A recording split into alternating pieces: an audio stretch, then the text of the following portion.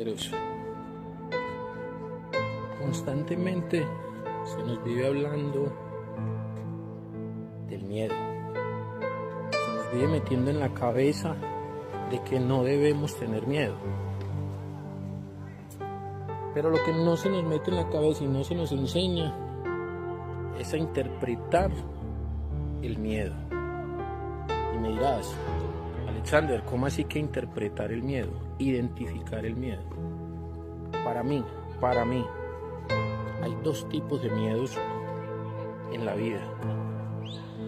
El primer miedo es aquel miedo que te deja estático en la vida, pero lleno de ambiciones, lleno de anhelos, lleno de sueños, lleno de mil cosas que quieres hacer, mil cosas que quieres realizar, pero no das ese paso porque te da miedo al que dirán, te da miedo a mi papá, me da miedo de mi esposo, qué dirá mi vecino, qué dirá mi papá, qué dirá el perro, el gato, etc.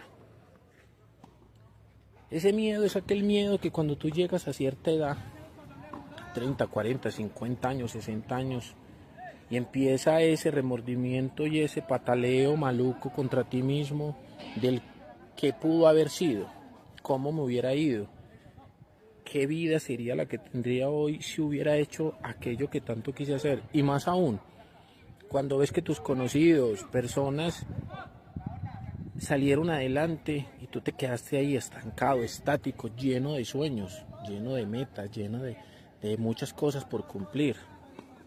Entonces, ese es el miedo, aquel miedo a no invertir, a no educarte, al no arriesgar. Ese es el miedo al que todos nos viven diciendo salga de ahí, bote ese miedo. Pero debe estar el otro miedo, está el otro miedo que es el miedo al que sí le debes de prestar mucha más atención, y es aquel miedo a vivir y a llegar allá a ese punto al que te acabo de decir.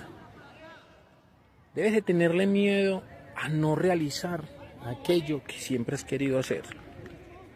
Debes de tenerle miedo a llegar al punto de decir qué hubiera pasado si, qué hubiera pasado si yo hubiera arriesgado, qué hubiera pasado si yo hubiera seguido adelante ese negocio, qué hubiera pasado si yo hubiera estudiado eso que quería estudiar, qué hubiera pasado si yo hubiera metido toda la ficha, qué hubiera pasado si yo hubiera invertido, si yo hubiera montado mi negocio, si yo hubiera montado ese emprendimiento, si yo hubiera creado contenido, aquel contenido para el cual soy tan bueno, pero que por mí